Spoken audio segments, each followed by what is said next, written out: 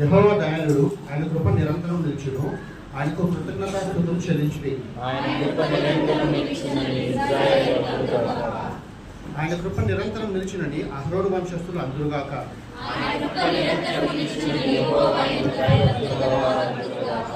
ఇరుకునందుండి నేను యెహోవాకు మొరపెట్టితిని, విశాల స్థలమందు యెహోవా నాకు ఉత్తరమిచ్చెను.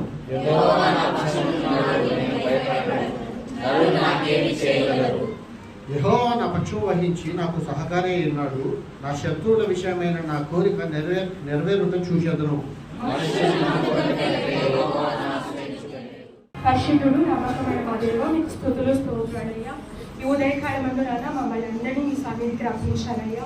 ఏ ఉద్దేశంతో మీరు రప్పించారో ఆ ఉద్దేశాన్ని మా ఎడల జరిగించండి ప్రభువా. ఆరాధన అంతట్లో కూడా ప్రభువా తండ్రి, మా మధ్య నుండి తండ్రి మేము స్తుతించినప్పుడు, మిమ్మల్ని మహిమపరిచినప్పుడు, ఘనపరిచినప్పుడు ప్రభువా తండ్రి మీరు మహిమ పొందుకున్నారు, సంతోషించారయ్యా. అందుని బట్టి మీకు వందనాలు స్తోత్రాలయ్యా. మేమందరం కూడా ప్రభువా తండ్రి మరి మీ సన్నిధికి వచ్చి ఉన్నప్పుడు నాన్న ఇది చిన్న పరలోకం అని తెలుసుకొని ప్రభువా మీరు మా మధ్య సంచరిస్తున్నారనే భయంతో ప్రభువా మిమ్మల్ని ఆరాధించడానికి మనస్ఫూర్తిగా ప్రభువా తండ్రి హృదయపూర్వకంగా ప్రభువా మిమ్మల్ని స్తుతించడానికి, ఆరాధించడానికి ప్రభువా మీరు మాట్లాడే ప్రతి మాటను ప్రభువా తండ్రి వినే చెవులు, గ్రహించే మనసును మా అందరికీ అనుగ్రహించండి ప్రభువా. దేవునికి దేవుని బిడ్డలైన అందరికీ కూడా నా హృదయపూర్వకమైన ధన్యవాదాలు తెలియజేస్తున్నా. అది దేవుని యొక్క ఉచితమైనటువంటి కృపను బట్టి ఈ రోజున ఈ పరిశుద్ధ విశ్రాంతి దినంలోనికి మనలందరినీ కూడా దేవుడు నడిపించారు.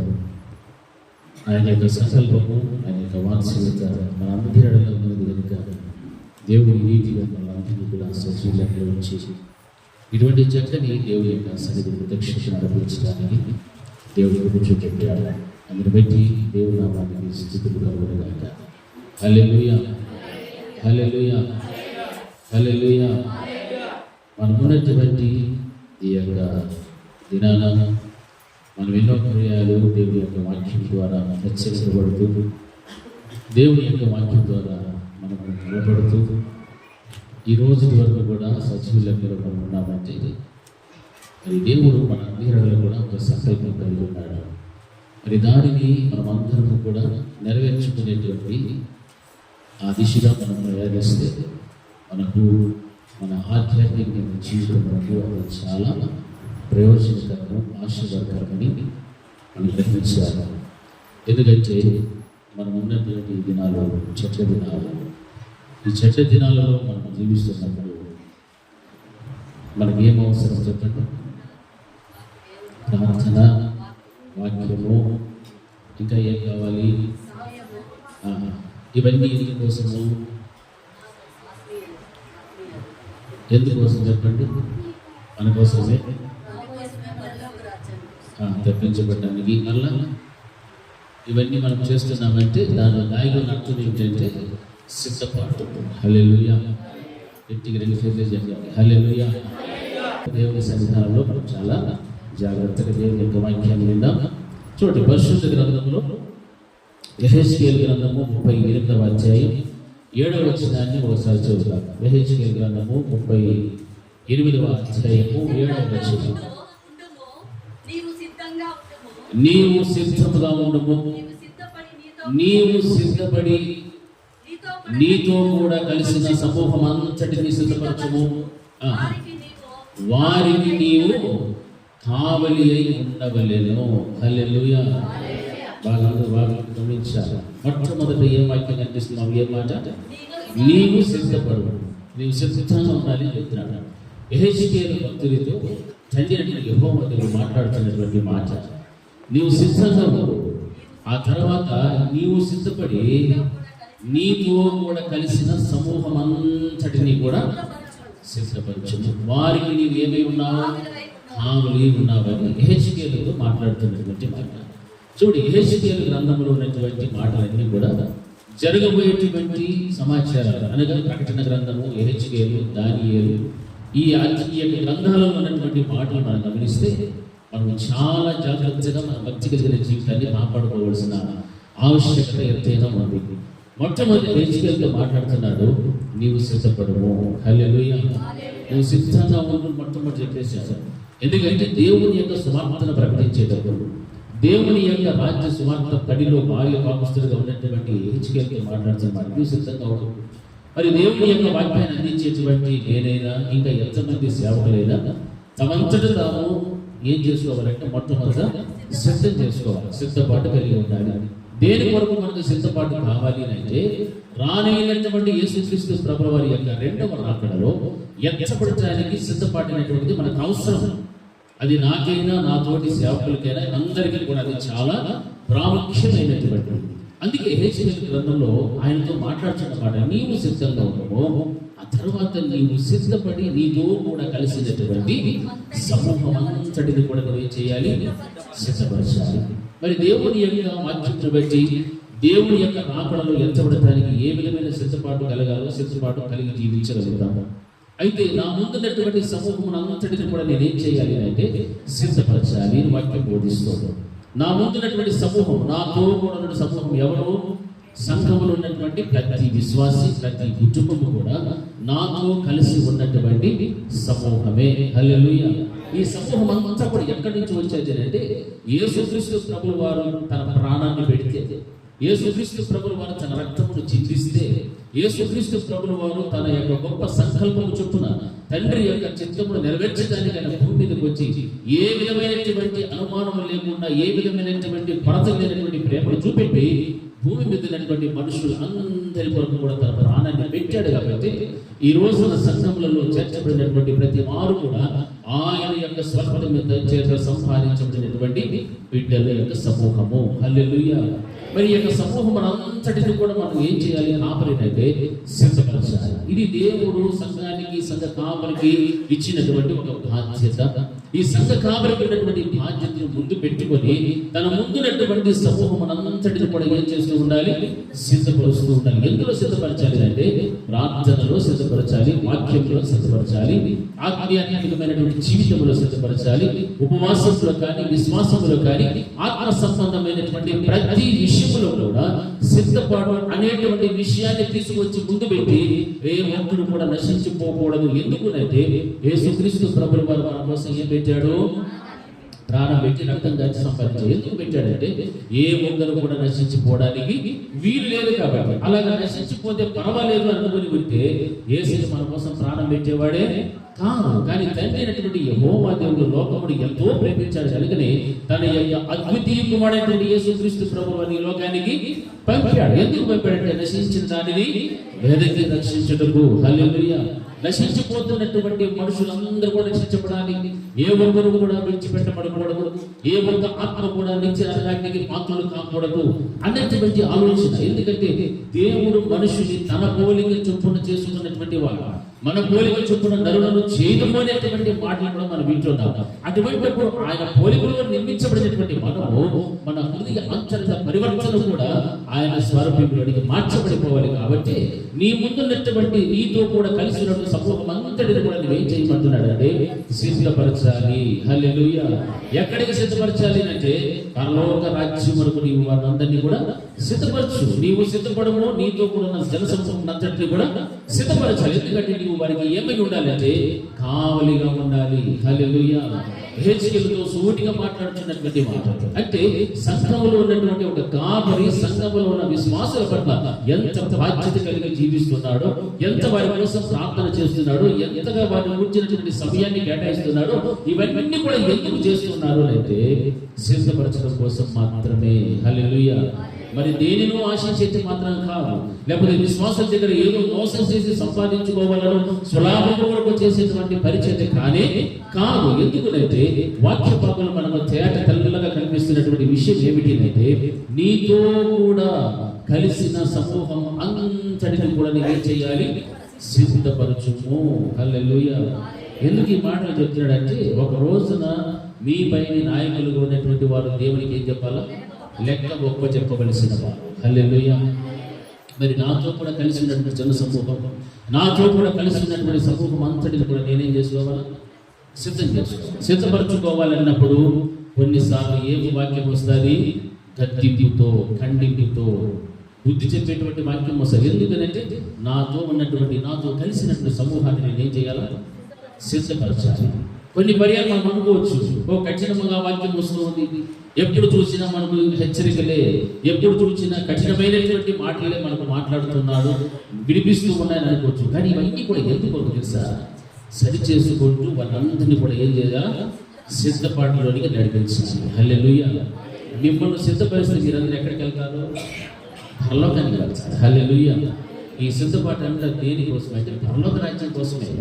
నరకానికి పంపించాలి అంటే మిమ్మల్ని సిద్ధపరచాల్సిన అవసరమే లేదు. ఎవరు వచ్చినా రాకపోయినా, ఎవరు వాక్యం విన్నా వినకపోయినా, ప్రార్థించినా ప్రార్థించకపోయినా, లేకపోతే దేవుని కొరకు ఏ కార్యం చేసినా చేయకపోయినా, సంఘ కాపరికి ఏ మాత్రము ప్రమేయం లేకుండా విడిచిపెట్టేస్తే ఆ ముందున్నటువంటి జన సమూహంలో కాపరి ఏం చేయలేడు? సిద్ధపరచలేడు. హల్లెలూయా. అలా సిద్ధపరచాల్సిన అవసరం ఏంటి? ఇవి చేసేది అంతే, విడిచిపెట్టాడమే. ఏ గొర్రె రాని రాకపోని, మందులో ఉంటే ఉండని, ఉండకపోతే పోని అన్నిటువంటి ఆలోచన కలిగి ఉంటే, ఎవరు తెలిసినటువంటి ఆలోచన కలిగి ఉంటే చెప్పండి? జీతగాడు. హల్లెలూయా. హల్లెలూయా. జీతగాడే. వాడు తోడేలు మందులోనికి వచ్చి చూచి వారిని లక్ష్యము చేయగా విడిచిపెట్టి వెళ్ళిపోతాడు అని చెప్పాడు. హల్లెలూయా. అందుకే జీతగానికి నిజముగా సంఘాన్ని నడిపించేటువంటి ఒక కాపరికి ఉన్నటువంటి తేడా చాలా ఉంది. అయితే యేసు ప్రభువు వారు అన్నారు, నేను నిజమైన గొర్రెలకు మంచి కాపరిని. ఎందుకంటే తన గొర్రెల కొరకు నేను ఏం చేపెడతాను? ప్రాణం పెట్టేటువంటి వాడు. నేను ప్రాణం పెట్టేటువంటి కాపరిని. అయితే జీతగాడే వాడు గొర్రెల మందులోనికి తోడేలు వేస్తే వాడు పట్టించు లక్ష్యం వచ్చి ఆ గొర్రెలను ఎలాగ కాపాడాలో వాడికి తెలియదు. ఎందుకంటే వాడికి జీతం వస్తే చాలా అనుకుని వెళ్ళిపోతాడు తప్ప విశ్వాసం పొందినటువంటి విశ్వాసులు జన సమూహమును ఎలా సిద్ధపరచాలి, వాక్యములు ఎలా బలపరచాలి, ఆధ్యాత్మికమైన స్థితిలో పోయిన సంవత్సరం ఏ రీతిగా ఉన్నారు, ఈ సంవత్సరం నూతన సంవత్సరం అడుగుపెట్టిన తర్వాత వీరిని ఎలా బలపరచాలి అన్నటువంటి ఆలోచన ధోరణి ఏ మాత్రము కూడా వారిలో కనపడదు. అందుకే వాక్యం సరిగిస్తుంది, నీవు సిద్ధముగా ఉండము, ఆ తర్వాత నీతో కూడా ఉన్న సమూహం అంతటినీ కూడా సిద్ధపరచుము. హల్లెలూయా. సిద్ధపరిచేటువంటి ప్రక్రియలో ఎన్నో పర్యాలు మనము దేవుడితో సహవాసము చేస్తున్నప్పుడు, ఆయన మాటలు మనం వింటున్నప్పుడు మనం ఏం చేసుకోవాలా? సరి చేసుకోవడానికి ప్రయత్నం చేయాలి. కానీ ఈ వాక్యము నాకు అవసరం లేదు, ఈ వాక్యము నా కొరకే చెబుతున్నారనేటువంటి అనాలోచన విమర్శతో కూడినటువంటి ఆత్మను కలిగి మాత్రం జీవించలే ఉండకూడదు. హల్లెలూయా. సంఘంలో ఏది జరిగినా, ఎలా ఉండినా, ఏ మాటలు మనకు వచ్చినా అవన్నీ కూడా ఎవరి కోసం అనుకోవాలి? ఎవరి కోసము? సౌండ్ రాల. ఎవరి కోసము? దయచేసి మీ అందరికీ నా పని, మీరందరూ కూడా తలకాయలు పైకి ఎత్తినట్టు చూడాలి. కూరగాయలు మార్కెట్లో పట్టాం, అక్కడే వంట చేస్తామా, ఇంటికి వచ్చి చేసుకుంటామా? ఎక్కడ చేసుకుంటామో ఇంటికి ఎందుకు చేసుకుని ఆడపోయి పెట్టండి. వాక్యం దేవుని సన్నిధిలో ఉండేటప్పుడు రెఫరెన్స్ రాసుకోండి అంతే, మళ్ళా తలకాయలు పైకెత్తాలి. హల్లెలూయా. ఈయనే దాని గురించి వివరాలు అంతా రాసుకోండి. ఇంటికి వెళ్ళి మళ్ళీ మీరు చదువుకోండి, మళ్ళా దాన్ని ధ్యానం చేయండి, అది మీ పొరలోకి వెళ్తుంది. హల్లెలూయా. మీరు తలకాయలు వచ్చుకుంటే మీ గుండెలు చెప్పాల్సిన పరిస్థితి వస్తుంది. కాబట్టి దయచేసి మీ తలకాయలు మీ కళ్ళు నన్నే చూడాలి. హల్లెలూయా. ఇంకా ఏంటి? హల్లెలూయా. దేవుని యొక్క వాక్యం వింటున్నప్పుడు మనల్ని మనం ఏం చేసుకోవాలి? చెప్పాలి. మనము సరి చేసుకుంటే ఎవరికి లాభము? మనకే లాభం. కానీ మనకు లాభకరమైనటువంటి దాన్ని విడిచిపెట్టేసి ఈ కష్టమైనటువంటి కఠినమైనటువంటి వాక్యం మాకొద్దు, దీనివల్ల మాకు లాభం వచ్చేస్తుంది అని అనుకునే వాళ్ళు ఎవరు ఉన్నారా?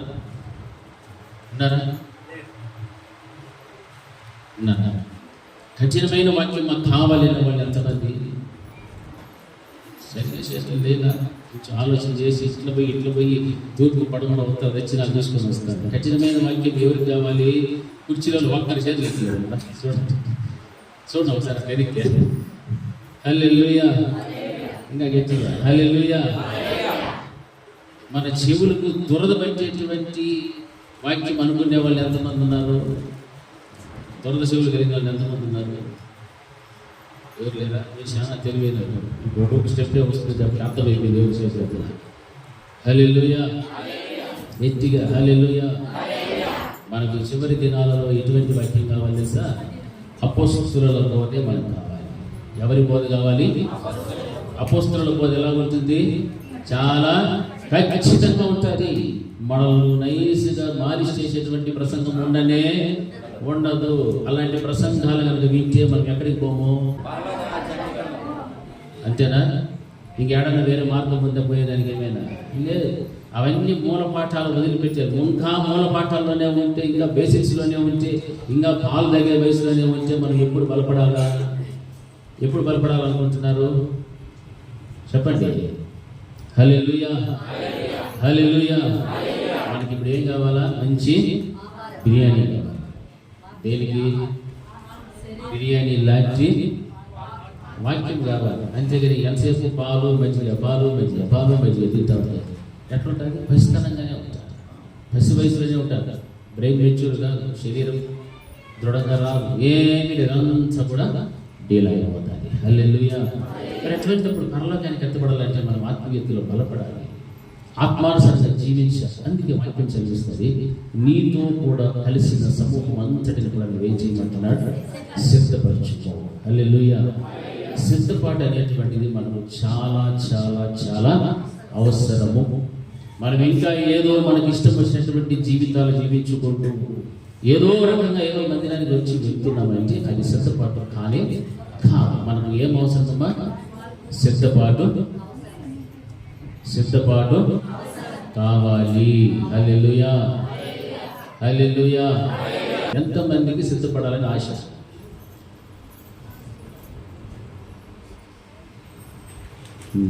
Very good. హల్లెలూయా. అట్లాంటప్పుడు మనకి ఏ బోధ కావాలమ్మా? అపోస్తలుల బోధ. ఈ బోధన మనం ఏం చేయకూడదు? ఇప్పుడు నిర్లక్ష్యం చేయకూడదు, విమర్శ చేయకూడదు. దాని బోధకు మనం ఏమైపోవాలా? లోపడాలి, విధేయత చూపెట్టాలి. దేవుడు మనతో ఏమైతే మాట్లాడతాడో ఆ మాటలన్నీ కూడా ఇవి నాకే, నా కుటుంబం కొరకే అని నీవు ఎప్పుడైతే నిన్ను నీవు సమర్పించుకుంటావో అప్పుడు నీలోనికి సిద్ధపాటు అనేటువంటి దశలోనికి నీవు అడుగు పెట్టడం ప్రారంభిస్తావు. హల్లెలూయా. ఒకవేళ ఇన్ని సంవత్సరాలు ఇలా బ్రతికేమో వదిలిపెట్టేది, మర్చిపోండి అవన్నీ కూడా. సిద్ధపాటు లేదేమో, ప్రార్థనా జీవితం సరిగా లేదేమో, లేకపోతే వాక్యానుసారంగా బ్రతకలేదేమో, అన్నీ విడిచిపెట్టేది, మర్చిపోతాయి. ఇక మీదటి నుంచి నైనా సరే మనకి ఏ బోధ కావాలని కోరుకోవాలి? అపోస్తలుల బోధ. హల్లెలూయా. అపోస్తలుల బోధ అనేటువంటిది నీవు ఎప్పుడైతే అనుసరించడం ప్రారంభిస్తావో నీ జీవితంలో సిద్ధపాటులోనికి నువ్వు అడుగు పెడతావు. అందుకే నీతో కూడా ఉన్నటువంటి, నీతో కలిసిన సమూహం అంతటిని కూడా సిద్ధపరచుము. ఇలాగ మందిరంలో జరిగేటువంటి ప్రతి కార్యక్రమం ద్వారా వాక్యంలో బలపరచడం, ప్రార్థనా జీవితంలో బలపరచడం, ఈ విధంగా ఒకదాని తర్వాత ఉపవాస ప్రార్థనలు, ఇవన్నీ కూడా మనం ఎందుకు చేస్తున్నామంటే మనల్ని మనం సిద్ధపరచుకోవడం కోసం మాత్రమే. మనం సిద్ధపరచుకోవాలి. ఈ సిద్ధపాటు అనేటువంటిది ఉంటే ఒక రోజున పరలోకం ఉన్నటువంటి తండ్రిని సంతోషపెట్టి ఆయన దగ్గరికి వెళ్ళిపోతారు. ఆయనతో కూడా కలిసి మనకు సంతోషించడానికి, ఆయనతో కూడా కలిసి నివాసం చేయడానికి దేవుడు మనకు అవకాశాన్ని ఇవ్వగలుగుతాడు. మనం జీవిస్తున్నటువంటి ఈ విధానంలో ఇంకా మనకు ఉన్నటువంటి కలిమిని బట్టి దేవుడికి దురస్తులుగా మనం బ్రతుకుచుకుంటే సిద్ధపాటులోనికి రాలేము. వాక్యం చాలా జాగ్రత్తగా మనం గమనించాలి. నీవు సిద్ధపడము, నీతో కూడా కలిసిన సమూహం అంతటిని కూడా సిద్ధపరచము, వారికి నీవు కావలి ఉండుము. హల్లెలూయా, హల్లెలూయా, హల్లెలూయా. మనకు నిజముగా సిద్ధపరచము అని అంటే సిద్ధపరచడానికి నీ ముందు ఎవరున్నారు? కాపరి. హల్లెలూయా. నేను సిద్ధపరిచేది ఎవరు? కాపరే. నీ భర్త నిన్ను సిద్ధపరచడం, నీ భార్య సిద్ధపరచడం, నీ పిల్లలు, నీ తల్లిదండ్రులు సిద్ధపరచడం, నీ ముందు నిలిచినటువంటి దేవుని వాక్యమును ప్రకటిస్తున్నటువంటి నీ దైవ సేవకుడే నేను సిద్ధపరచాలి. కాబట్టి నీ దైవ సేవకుల విషయంలో నీవు ఎంత మన్నన కలిగి ఉంటావో, ఎంత గణపరుస్తావో, ఎంత గౌరవిస్తావో అంతగా నిన్ను నీవు ఏం చేసుకుంటుంటావు తెలుసా? సిద్ధపరచుకుంటూ ఉంటావు. హల్లెలూయా. అందుకే సంఘంలో ఉన్నటువంటి కాపులను ఎందుకు గౌరవించాలంటే వారికి ఉన్నటువంటి తలాంతులను బట్టో, లేకపోతే కృపావరములను బట్టో, లేకపోతే వారు కలిగినటువంటి స్వస్థత వరములను బట్టో కాదు, నీ కొరకు, నీ కుటుంబం కొరకు కార్చేటువంటి ప్రతి కన్నీటి భాషని నువ్వు చూడాలి, ప్రతి యొక్క ఉపవాసాన్ని నువ్వు చూడాలి, ప్రతి ప్రార్థనను చూడాలి. నీవు కష్టములు ఉన్నప్పుడు, సమస్యలు ఉన్నప్పుడు, ప్రతి సమయమందును అసమయమందును కూడా నీతో కూడా ఉండి నీ ఇంటికి వచ్చి నీ గురించి దేవునికి మొరపెట్టేటువంటి ఆ సేవకుడికి నీవేమి ఇవ్వాలి? విలువ ఇవ్వాలి. హల్లెలూయా. అప్పుడే నిన్ను సిద్ధపరచడానికి ఆ యొక్క సేవకుడు దుఃఖముతో కాక సంతోషముతో పని చేయగలుగుతాడు. హల్లెలూయా. మనం కొన్ని పర్యాలు తెలిసి కొన్ని పర్యాలు తెలియకుండా సేవకులు దుఃఖపెడుతూ ఉంటారు, లేకపోతే వాక్యానికి వ్యతిరేకంగా నడుచుకుంటూ ఉంటారు. దీనివల్ల మనకు ఆశీర్వాదం రాదు, దీనివల్ల మనకు దుఃఖమే, ఆయాసమే. దేవుని దుఃఖపరిచినట్లే, దేవుని యొక్క సేవకుడి మీద ఒకవేళ కోపం ఉంటే, లేకపోతే అశిక్ష ఉంటే, ఆ నోటి నుండి వచ్చిన మాటలు నువ్వు తిరస్కరిస్తున్నావు అంటే ఎవరిని తిరస్కరిస్తున్నావు? దేవుణ్ణి తిరస్కరిస్తున్నావు. ఎందుకంటే సిద్ధపరిచే అనేటువంటి ఆ యొక్క స్థితిలో ఉన్నప్పుడు ఆ యొక్క సేవకుడి ద్వారా దేవుడు మాట్లాడే పలికించే ప్రతి మాట కూడా చాలా చాలా విలువైనటువంటి మాటలు జ్ఞాపకం పెట్టుకోవాలి. ఆ మాటలకు మనం ఎప్పుడైతే నిర్లక్ష్యం చూపెట్టగలుగుతామో నిజంగా దేవుని యొక్క వాక్యానికి విరుద్ధమైనటువంటి జీవితంలో నీవు ఉన్నామని జ్ఞాపకం పెట్టుకోవాలి. అందుకే నీతో కూడా కలిసినటువంటి సమూహం అంతటి కూడా నువ్వు ఏం చేయమలా సిద్ధపరచాలి. హల్లెలూయా, హల్లెలూయా. చూడండి, ఉదాహరణకు మత్తయి సువార్తలో, లూకా సువార్తలో మాటలు రాయబడింది 10వ అధ్యాయము 30 నుండి 36 వచనాలుగా ఉన్నటువంటి మాటలు గమనిస్తే అక్కడ మనకు ఒక మనుష్యుడు యెరూషలేమును విడిచిపెట్టి యెరికో పట్టణానికి ప్రయాణమై దిగి వెలుచు ఉన్నప్పుడు అనేటువంటి మాట కనిపిస్తారు. ఆ యొక్క యెరికో పట్టణమునకు దిగి వెళ్ళిపోతూ ఉన్నాడు అయితే ఆ యొక్క పరలోకం, ఆ యొక్క యెరూషలేములో ఉండాల్సినటువంటి వ్యక్తి యెరికో పట్టణానికి దిగి వెళ్ళిపోతున్నాడు. యెరికో పట్టణానికి వెళ్తున్నప్పుడు ఎవరి చేతిలో చిక్కాడు? దొంగల చేతిలో చిక్కాడు. వచ్చారు, ఒక లేవీయుడు వచ్చాడు, ఒక యాజకుడు వచ్చాడు, మరల ఎవరు వచ్చారు? సమరయుడు వచ్చాడు. అప్పుడు ఆయన పరిస్థితి ఎలా ఉందంటే వరప ప్రాణాలతో ఉన్నాయి. వస్త్రములు దొంగలించారు, అనేక గాయాలు రేపబడ్డాయి. ఇటువంటి భయంకరమైన స్థితిలో పడి ఉన్నటువంటి ఆ వ్యక్తిని చూచి ఆ యొక్క సమరయుడు మాత్రం దగ్గరకు వచ్చి తను చూచి జాలిపడి తన గాయములను కట్టి నీళ్ళు పోసి తన వాహనం మీద ఎక్కించుకొని తనను తీసుకొని ఎక్కడ పెట్టాడు? పూటకొల్ల వాడి దగ్గర తీసుకుపోయి ఆ ఇంటిలో పెట్టాడు. హల్లెలూయా. ఆ పూటకొల్ల వాడి దగ్గరికి అప్పగించి 2 దేనారములు అతనికి ఖర్చు చేయమని ఇచ్చి వెళ్ళిపోయాడు. హల్లెలూయా. దీనికి మించి ఏమైనా కానీ ఖర్చు చేస్తే నేను మరలా వచ్చినప్పుడు నీ జీతాన్ని నీకు ఇచ్చేస్తాను, నువ్వు ఎంతైతే ఖర్చు పెట్టావో దాని ఖర్చు నేను నీకు ఇస్తాను అని చెప్పి వెళ్ళిపోయాడు. హల్లెలూయా, హల్లెలూయా. గాయాలతో ఉన్నప్పుడు ఆదరించింది ఎవరు?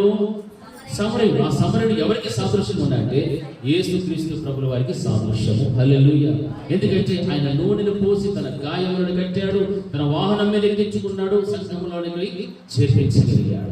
ఈ రోజు క్రైస్తవ జీవితంలో కూడా లయకర్త అపవాది సాతానుడు ఆధ్యాత్మికమైన జీవితంలో ఉన్న ప్రతి విశ్వాసి ఎడల కూడా వాడు కన్ను దృష్టి పెట్టి అనేక మందిని వాడు బ్రతకం చేస్తూ గాయాల పాలైనటువంటి ఆ యొక్క మనిషిని వల్లే అనేకమైనటువంటి రీతులుగా వాడు రక్షణను దొంగలిస్తున్నాడు. ఎంతో విధమైనటువంటి పాపము బలహీనతలోనికి నెట్టి వేస్తున్నాడు. అటువంటి ప్రాణాలతో ఉన్నటువంటి ఆ మనిషిని పోలినటువంటి భక్తిగల జీవితంలో నుండి భక్తిహీనతలోనికి నడిపించేసి వాడిని అక్కడ విడిచిపెట్టి వెళ్ళిపోతే సమరయుడికి సాదృశ్యమైనటువంటి యేసుక్రీస్తు ప్రభువు వారు నేనున్నాను నీ కొరకు అనేటువంటి ఆ మంచి నమ్మదైనటువంటి మాటను బట్టి, వాగ్దానాన్ని బట్టి ఆయన తన గాయాలన్నింటినీ కూడా ఎలాగైతే ఆయన కట్టి తన వాహనం మీద ఎక్కించుకొని వెళ్ళాడు, అదే రీతిగా యేసుక్రీస్తు ప్రభువు ఎక్కడో లోకంలో శాపముతో పాపములో పడిపోయినటువంటి ప్రతి మనిషిని కూడా ఆయన ప్రేమించి మనలందరినీ కూడా ఎక్కడ చేర్పించాడు? సంఘములోనికి నడిపించాడు. హల్లెలూయా, హల్లెలూయా. ఎవరి కుటుంబంలో వాడునంటే సంఘాన్ని నడిపిస్తున్నటువంటి సంఘ కాపరి. హల్లెలూయా. సంఘ కాపరి దగ్గరకు దేవుడు 2 దేనారాలు ఇచ్చాడు. పరిశుద్ధ గ్రంథంలో ఉన్నటువంటి కొత్త నిబంధన, పాత నిబంధన, ఇందులో ఉన్నటువంటి విషయాలన్నిటిని గురించి కూడా నీవు చెప్పు, బోధించు, ప్రకటించు. ఆ యొక్క ఉపదేశం నువ్వు చేసినప్పుడల్లా కూడా నీకు అప్పగించబడినటువంటి ఈ సమూహం అంతటిని కూడా నువ్వేం చేస్తావు? సిద్ధపరచగలుగుతావు. గాయాలతో రేపబడినటువంటి విశ్వాసులను, ప్రాణాలతో ఉన్నటువంటి వారిని, ఆధ్యాత్మిక జీవితంలో పతనమైపోయినటువంటి వారిని, వాటికి కారణమైనటువంటి లైకర్తను లైవ్ చేసి నీవు బిడ్డలందరినీ కూడా ఏం చేయాలి? సిద్ధపరచము. హల్లెలూయా. నీకు దీనికి మించి నీవేమైనా ఖర్చు చేస్తే, హల్లెలూయా, దీనికి మించి అంటే మీ కొరకు చేసే ప్రార్థన కానీ, మీ కొరకు చేసేటువంటి ఉపవాసాలు కానీ, ఏదైనా కానీ నువ్వు చేస్తే నేను మరలా వచ్చినప్పుడు నేను నీకేమి ఇస్తాను? జీతం ఇస్తాను. హల్లెలూయా, హల్లెలూయా. అందుకే సంఘాలలో అపొస్తలుల బోధ ఉన్నప్పుడు అనేక మందిని అదే పనిగా కానుకలు, దశభాగాల గురించినటువంటి మాటలు మాట్లాడుకో. ఎందుకు తెలుసా? మీరు ఇచ్చినా ఇవ్వకపోయినా ఎవరిస్తారు జీతం? నాకు ఆయన ఇస్తాడు. హల్లెలూయా, హల్లెలూయా. ఆయన ఇస్తాడు, ఇవి కూడా నాకు ఖచ్చితంగా ఇస్తాడు. మీరు ఇచ్చినా సరే ఇవ్వకపోయినా కూడా సరే ఎవరు ఇస్తారు? నాకు దేవుడు ఇస్తాడు. అందుకే అంత ధైర్యంగా దేవుడి యొక్క సువార్తను ప్రకటిస్తూ ఉన్నాను. అనేక మంది ఈ రోజున చూస్తే పుర ప్రాణాలతో పడిపోయినటువంటి పరిస్థితి, ఆధ్యాత్మికమైన జీవితంలో పతనమైపోయినటువంటి స్థితిలో ఉంటున్నారు. అటువంటి వారందరినీ కూడా దేవుడు తన స్వస్థం ఇచ్చి సంపాదించి వారి గాయములను కట్టి వారిని తీసుకుని వచ్చి ఎక్కడ పెట్టాడు?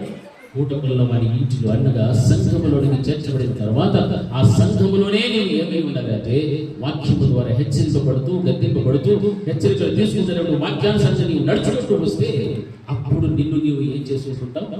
సిద్ధపాటులోనికి వస్తావు. నిన్ను సిద్ధపరిచిన నాయకుడు ఉన్నాడు, సిద్ధపరిచిన కాపరిని కొన్నాడు. ఆ కాపరితో నీవు మాట్లాడచ్చు, ఆ కాపరితో నువ్వు అడగచ్చు. ఆ కాపరి కూడా ఇంకా ఎన్నో విషయాలు తెలుసుకొని నిన్ను, నీ కుటుంబాన్ని రక్షించుకోవడానికి కావలసినటువంటి సిద్ధపాటు ఏ విధంగా నేను చెయ్యాలి అనేటువంటి ఆకృత నీలోనికి రావాలి. హల్లెలూయా. ఆ విధమైన జీవితం జీవించు. అది నీకు ఆశీర్వాదకరం, అది నీకు మేలుకరం. ఎందుకంటే యేసుక్రీస్తు ప్రభువు వారు మన కొరకు ఏమిగా వచ్చాడు? ఇక్కడ నరమానవుడిగా వచ్చాడు, దీన శరీరం ధరించుకున్నాడు. ఎవరి కోసం వచ్చాడు? మన కోసమే. ప్రాణం పెట్టింది ఎవరు? గట్టిగా చెప్పాలి అందరూ. ప్రాణం పెట్టింది ఎవరు మన కొరకు? కూటముల్లో మన ఇంట్లో చేర్చింది ఎవరు? 2 దేనారాలు ఇచ్చింది ఎవరు? ఎవరు చెప్పాలి? మీరు అంతే ఎంత స్పీడ్లో చెప్తారో దానికి అసలు ఏ మాత్రం స్పందించండి. చెప్పండి, ఎవరు మన కోసం ప్రాణం పెట్టింది? గట్టిగా ఎవరు పెట్టారు? కూటముల్లో మన ఇంటికి చేర్చింది ఎవరు? గాయాలను కట్టింది ఎవరు? 2 దేనాలు ఇచ్చింది ఎవరు? అటువంటిప్పుడు ఆ యేసయ్య మాట వినాలో వద్దా? ఎంతమంది వింటున్నారు ఈ రోజున? యేసు ప్రభువు వారి మాటలు ఎంతమంది వింటున్నారు? సాతానుడికి అనుచరులుగా ఎంతమంది బ్రతుకుతున్నారు? లోకానుసారంగా ఎంతమంది వెళ్ళిపోతున్నారు? లోకమును ప్రేమించి శరీరమును జయించలేక పాపమునకు దాసులైపోయి అనేక మంది ఈ రోజున లోకంలో తిరుగుతున్నారు, అన్యులతో కలిసి వచ్చారు. మరి అటువంటిప్పుడు ప్రాణం పెట్టి పంపబడి 2 దేనారాలు ఇచ్చి సంఘములకు చేర్చి ఒక కాపరిని మీ ముందు పెడితే సిద్ధపాటు లేని బ్రతుకులే ఇంకా ఉంటే వాక్యం సెలవిస్తుంది, నీకు సిద్ధపడము, నీతో కూడా ఉన్నటువంటి సమూహం అంతటినీ కూడా సిద్ధపరచము, నీవు వారికి కావలి ఉండవలెను. హల్లెలూయా, హల్లెలూయా. ఎన్ని కంచెలు వేసినా కంచెలు తెప్పుకొని మరి బయటకు వెళ్ళిపోతే అప్పుడు ఎవరు లెక్క చెప్పాలా? ఎవరు చెప్పుకొని వెళ్ళిపోతుంటారో వారే లెక్కలు చెప్పాలి. చెప్పాలి వద్దా? నోరు తెరిచి చెప్పాలి. జవాబు చెప్పాలా వద్దా? చెప్పాలి. హల్లెలూయా. కాపరి కంచె వేస్తున్నాడు, ప్రార్థనతో కంచె వేస్తున్నాడు, యేసు ప్రభువు కంచె వేశాడు, పరిశుద్ధాత్మ దేవుడు కంచె వేస్తున్నాడు, దూతలు ఉన్నారు, అన్నీ ఉన్నాయి. అయినా వీటన్నిటిని కూడా పక్కకు తోలేసి వీళ్ళందరినీ కూడా పక్కన పెట్టి నా దారే రహదారి అన్నట్టు వెళ్ళిపోతున్నారు. అటువంటిప్పుడు ఏదైనా ప్రయోజనం? వాక్యం సెలవిస్తారు, నీవు సిద్ధంగా ఉండము, నీవు సిద్ధపడి నీతో కూడా కలిసిన సమూహం అంతటిని కూడా సిద్ధపరచు. మరి సిద్ధపరచాల్సిన బాధ్యత నాకు ఉన్నప్పుడు కఠినమైనటువంటి బోధ, ప్రేమతో కూడినటువంటి బోధ, అపొస్తలుల బోధ ఈ రీతిగా ఉంటారు. ఆ బోధకు మనమందరం కూడా విధేయత కలిగి జీవించడం నేర్చుకోవాలి. ఆ విధేయత అనేటువంటిది లేకపోతే సిద్ధపాటులోనికి మనము రాము. ఎందుకంటే నేనేమై ఉండాలి? ప్రతి విశ్వాసకి కూడా కావలిగా ఉండాలి. హల్లెలూయా. వ్యక్తిగా హల్లెలూయా. కావలి అంటే కావలి ఎక్కడ రాస్తారమ్మా? రాత్రి పగులు నిద్ర లేకుండా రాసుకుంటారు లేదా? కాస్తామా లేదా? మీరు ఎవరు కావలి వేసినట్లు లేదు, కాస్తాం కావలి. ఎందుకంటే దేవుడు నా ముందు పెట్టినటువంటి ఆత్మలు నాకు చాలా విలువైనటువంటివి, నాకు చాలా విలువైనటువంటివి. ఒకవేళ మీకు నేను విలువ లేనటువంటి వాడని కావచ్చు, కానీ మీరు మాత్రం నాకు చాలా విలువైనటువంటి. అందుకే కొన్ని పర్యాయాలు మీరు మందలో నుంచి బయటికి వెళ్ళిపోతున్నప్పుడు ఎన్నోసార్లు బాధపడతారు, ఎన్నోసార్లు దుఃఖపడతారు, ఎన్నోసార్లు నేను అడుగుతుంటాను, అయినా మాట వినకుండా అలాగే మన ప్రవర్తన వచ్చేది. వాక్యం సరిచేసే వారికి నీవు కావలి ఉండవలను చెప్తారు వాక్యం. మరి అటువంటిప్పుడు ఎన్ని ప్రయత్నములు చేసినా, మీరు నాతో అడిగినా లేకపోతే మాట్లాడకపోయినా, మందిరానికి రాజు సరిగ్గా రాకపోయినా, ఏమి చేసినప్పటికీ కూడా మీ మీద మాత్రం సంఘ కాపరిగా నాకు ఏమిటో తెలుసా? ఎప్పుడు కూడా ప్రేమే ఉంటారు. హల్లెలూయా. ఎప్పుడు కూడా ప్రేమే ఉంటుంది. యేసుక్రీస్తు ప్రభువు వారు ఆయన కూటముల్లో మన ఇంట్లో చేర్చింది ఎందుకంటే ఈ 2 దేనారాలు ఇచ్చారు. ఈ 2 దేనారాలతో నీ ముందున్నటువంటి సంఘాన్ని ఏం చేయాలి? సిద్ధపరచాలి. హల్లెలూయా. సిద్ధపరచడమే నా పని. వేరే పని ఏమైనా ఉందా? ఏమైనా ఉందా? చెప్పండి. లే. అటువంటిప్పుడు మనము ఇంకా ఆత్మీయతలో బలపడాలి. మన గృహంలో ఒక ఆరాధన పెంచుకోవాలంటే ఎవరు పిలవాలి? మీరు నీకంటూ ఒక కాపరి ఉన్నాడు. ఆ సంఘ కాపరితో నీవు కలవాలి. ఆ కాపరితో నీవు సంప్రదించు. నీ కాపరిని పిలువు, ఆరాధన పెట్టుకో, ప్రార్థన చేసుకోవాలి. నీ కాపరికి నువ్వు ఫోన్ చేయి. నీ కాపరిని ఇంటికి వస్తాడు, నీ కోసం ప్రార్థిస్తాడు, నీ కుటుంబం కోసం ప్రార్థిస్తాడు. ఉపవాస ప్రార్థన కావాలంటే ఉపవాస ప్రార్థన, కృతజ్ఞత ప్రార్థన కావాలంటే కృతజ్ఞత ప్రార్థన, ఎన్ని కావాలంటే అన్ని చేస్తాడు. ఎందుకంటే దేవుడు నాకు ఇచ్చిన పని అదే పని. నాకు వేరే పని ఏమీ లేదు. నేనే ఉద్యోగం చేస్తున్నానా చెప్పండి. నేనే ఉద్యోగం చేస్తున్నానా? లేదు. నా ఉద్యోగమే సేవ. హల్లెలూయా, హల్లెలూయా. కొన్ని పర్యాలు మనం సంఘములో చాలా సిన్సియర్గా మనం ఉంటాం. అన్ని విషయాల్లో కూడా సంఘముతో ఏకీభవించి చాలా చక్కగా ఉంటారు. పెళ్ళిళ్ళు సావులు వచ్చినప్పుడు ఈ కాపరి పనికి రావడం, పెద్ద పెద్ద ఫంక్షన్లు చేసుకోవాలనుకున్నప్పుడు ఈ కాపరి పనికి రావడం, అప్పుడు వేరే వాళ్ళని మనం ఆహ్వానించుకొని వాళ్ళని కనపరుస్తూ వాళ్ళ కోసం మనం ఏదో చేస్తుంటాం. ఇది దేవుని యొక్క దృష్టికి చాలా తప్పదు. హల్లెలూయా. నువ్వు ఎక్కడ నాటబడి ఉన్నావో, ఏ సంఘంలో అయితే నువ్వు ఉన్నావో అక్కడ నిన్ను సిద్ధపరచుకుని రాగలిగి నిన్ను సిద్ధపరిచేటువంటి నీ కాపరి ఉన్నప్పుడు ఆ కాపరిని విడిచిపెట్టే వేరే మందులోనికి నువ్వు వెళ్తూ వస్తూ వచ్చే దాని అర్థం ఏమిటి? దేవుని వాక్యం మనం చాలా జాగ్రత్తగా గమనించాలి. నీవు సిద్ధంగా ఉండు, నీతో కూడా కలిసి ఉన్నటువంటి సమూహం అంతటిని కూడా సిద్ధపరచుము. హల్లెలూయా. ఎందుకంటే నీవు వారికి ఏమై ఉండాలి? కావాలి. వారిని కాపాడుకుంటూ ఉండాలి. జీవితం అంతా కాపాడుకునేటువంటి పనే పెట్టాడు. ఎప్పుడు ఎక్కడ ఏ ఆత్మ వెళ్ళిపోతుందో చూడండి. కొన్ని పర్యాలు మన సంఘంలో కొంతమంది కాపర్లు వెళ్ళిపోతున్నారు, సంఘాన్ని ఏం చేసుకొని పోతున్నారు, చాలా మంది విశ్వాసం చీల్చుకొని వెళ్ళిపోతున్నారు. అప్పుడు ఆ సంఘంలో ఉన్నటువంటి ఆత్మలు అన్నటువంటి ఆ కాపరికి ఎంత బాధ ఉంటుంది? చాలా బాధ ఉంటుంది. ఉంటుందా ఉండదా? మనం కూడా ఎన్నోసార్లు మనం అనౌన్స్ చేస్తాం. అప్పుడు కూడా ఎన్నోసార్లు చెప్తూ ఉంటాం, ఫలానా సంఘంలో ఈ విధంగా అయిపోయింది మన సంఘంలో. అక్కడ వెళ్ళిపోయినటువంటి వాళ్ళందరూ కూడా రావాలి అని ప్రార్థన చేయండి అని ప్రార్థన చేస్తారు. ఎందుకు? సంఘంలో ఉన్నటువంటి విశ్వాసం ఎక్కడ ఉండాలా? సంఘంలోనే ఉండాలి. అంటే స్థిరమైనటువంటి స్తంభములాగా ఇక్కడే ఉండాలి. హల్లెలూయా. ఆ స్తంభముల వల్ల నీ జీవితం లేకపోతే నీ ముందున్నటువంటి నిన్ను సిద్ధపరిచే కాపరిని నీ దేవుడిని నీవేం చేస్తున్నట్టు అవమానం చేస్తున్నావు. హల్లెలూయా. ఎప్పటికీ కూడా మర్చిపోకు. దేవుని వాక్యం మరింతగా సెలవిస్తే నీవు సిద్ధంగా ఉంటే నీతో కూడా ఉన్నటువంటి సమూహం అంతటిని కూడా సిద్ధపరిచి వారికి నీవు ఎలా ఉండాలి? కావలి ఉండము. హల్లెలూయా, హల్లెలూయా. సిద్ధపరిచేటువంటి విషయంలో దేవుని యొక్క వాక్యము ఎంత కావాలో అంత వాక్యమును సమృద్ధిగా మీకు అనుగ్రహించి మిమ్మల్ని బలపరిచి మిమ్మల్ని ఆత్మీయ స్థితిలో ఔన్నత్యమైన స్థితిలో చూడాలనేటువంటిది ఆశ. ఆత్మీయ ఎవరు కూడా బలహీనంగా ఉండకూడదు. ప్రతి వారు కూడా బలవంతులే ఉండాలి. గ్రామంలో ఉన్నటువంటి బిడ్డలను చూడండి, వారు ప్రతిరోజు మేము ఉపవాసం ఉంటాం, మాకు వాక్యం కావాలని ఫోన్ చేస్తాం.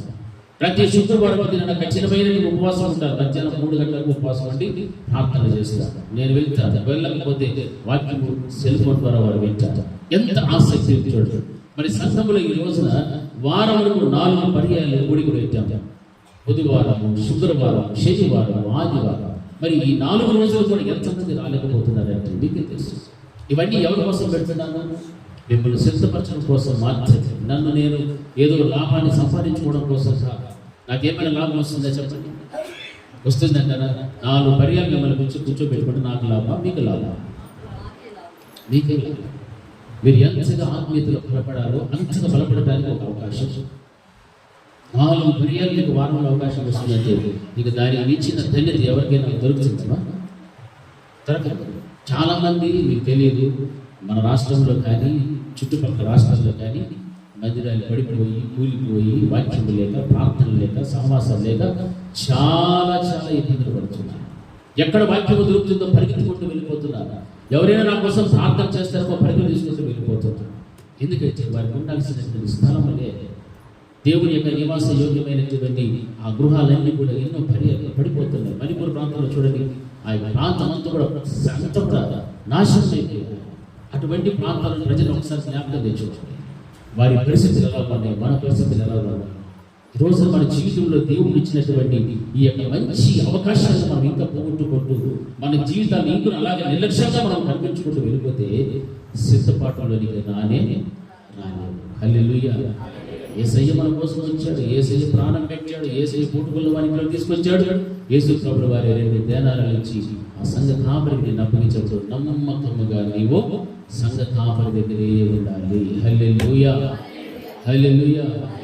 ఆయన కూడా నేను విడిచిపెట్టి ఉంటే ఈ వాడికి ఏమీ ఉండేదాన్ని, ఏమీ ఉండేది, చచ్చిపోయి ఉండేట్లేదు, అసలు జీవమే లేకుండా ఉండిపోయేవాడు. అయితే యేసు ప్రభువు వారు కనికర సంపన్నుడు, కనికరం చూపించాడు, ప్రేమ చూపెట్టాడు. అందుకే లయకర్తను ప్రక్కన పెట్టి వాడిని లయము చేసి వాడి చేత రేపబడిన గాయములన్నిటిని కూడా కట్టి నిన్ను స్వస్థపరిచి వాహనం మీద ఎక్కించుకొని వచ్చి సంఘంలో పెడితే ఈ రోజున సంఘంలో ఉండకుండా నీకు ఇష్టం వచ్చినటువంటి జీవితాన్ని జీవించడానికి నేను ముందుకు వెళ్తున్నావు. నీకు ఇష్టమైనటువంటి స్వచిత్తాన్ని నెరవేర్చుకోవడం కోసం వెళ్తున్నావు. ఈ రోజున ఆలోచన చేయి, నువ్వు ఎక్కడున్నావు, నేను ఉండాల్సిన స్థలం ఏది, నేను ఉంటున్నటువంటి స్థలం ఏది. ఒక విషయం జ్ఞాపకం పెట్టుకోండి, మనం ఏది చెయ్యాలో అది చేస్తే చాలా మంచిది. అలా చేయనప్పుడు ఏం చేస్తుందో తెలుసా, ఏది చెయ్యకూడదో దానిని చేస్తూ ఉన్నారు. జ్ఞాపకం పెట్టుకోండి, ఏది చెయ్యాలో చేయనప్పుడు చేయకూడనిది మరి ఏదో ఒకటి మీరు చేస్తున్నారు. చెయ్యకూడనిది చేయకపోతే చేయాల్సింది ఖచ్చితంగా చేసేస్తారు. ఆలోచన చేయాలి. ఎందుకంటే దేవుని యొక్క రాకడ బహు సమీపంగా ఉంటుంది. ఈ సమీపమైనటువంటి దినాలలో ఉన్నటువంటి మనము ఇంకా లోక సంబంధమైనటువంటి కార్యాలకు, లోక ఆశలకు, లేకపోతే మనకు ఏదో వస్తుంది, ఏదో మనకు కలుగుతుంది అనేటువంటి ఆలోచనలన్నింటినీ కూడా మీరు తీసుకురాలి. దేవుడి వాక్యం ఏమైతే బోధిస్తుందో వాక్యాన్ని, ఎందుకంటే సిద్ధపాటు అనేటువంటిది చాలా చాలా అవసరం. ఇప్పుడు రాకడ ఎప్పుడు వస్తుందో ఎవరికి తెలియదు. యెరూషలేము యొక్క దేశంలో మనం చూస్తున్నట్లయితే అక్కడ జరగవలసిన అన్ని కూడా జరిగిపోతున్నాయి. యెరూషలేము దేవాలయం కట్టబడటానికి కూడా ప్రారంభమవుతున్నది అనేటువంటి వార్తలు కూడా మనం వింటున్నాం. అది కట్టబడిందంటే ఇంకా భయంకరమైన శ్రమల దినాలు రాబోతున్నాయి. ఇవి జాగ్రత్తగా మనం గమనించాలి. హల్లెలూయా, హల్లెలూయా.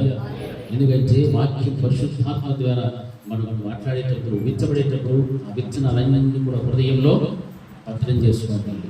ఎందుకంటే రాబోయేటువంటి దినాలు బహుభయంకరమైన దినాలు. మన చేతుల్లో ఈరోజు సెల్ ఫోన్లో ఎన్నో టెక్నాలజీ మనం చూస్తున్నాం. దానికి మించినటువంటి టెక్నాలజీ రాబోతుంది. దానికి మించినటువంటి టెక్నాలజీ రాకపోతుంది. మనం ఎక్కడ కూర్చున్నా, లేచినా, ఆలోచించినా అన్నీ కూడా మరొకరికి తెలిసిపోతాం. హల్లెలూయా. అలాంటప్పుడు ఎలా ఉంటుంది పరిస్థితి ఒకసారి గమనించారు. ఎలా ఉంటుంది? చాలా భయంకరమైన స్థితి. అందుకే ఆయన కృపలో దాచబడినటువంటి సంఘంలాగా మనం అందరం కూడా ఉండాలి.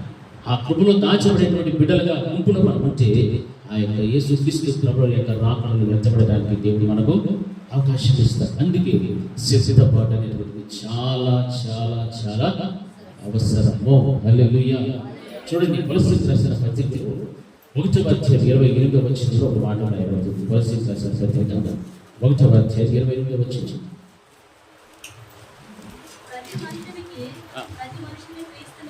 ప్రతి మనుషుని క్రీస్తునందు సంపూర్ణునిగా చేసి ఆయన ఎదుట నిలవబెట్టవలనని సమస్త విధములైన జ్ఞానముతో మేము ప్రతి మనుష్యునికి బుద్ధి చెప్పుచు, ప్రతి మనుష్యునికి బోధించుచు, ఆయనను ప్రకటించుచు ఉన్నాము. హల్లెలూయా.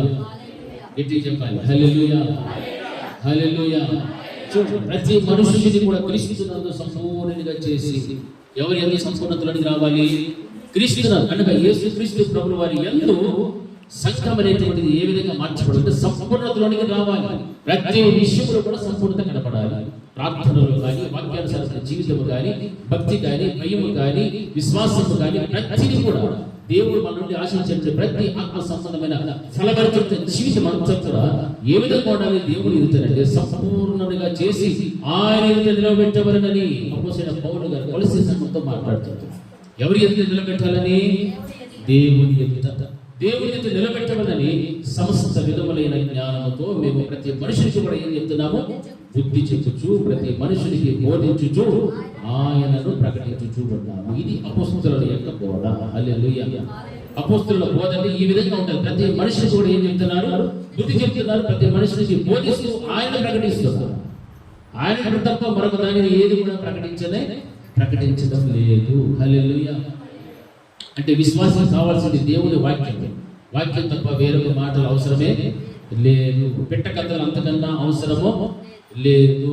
హల్లెలూయా.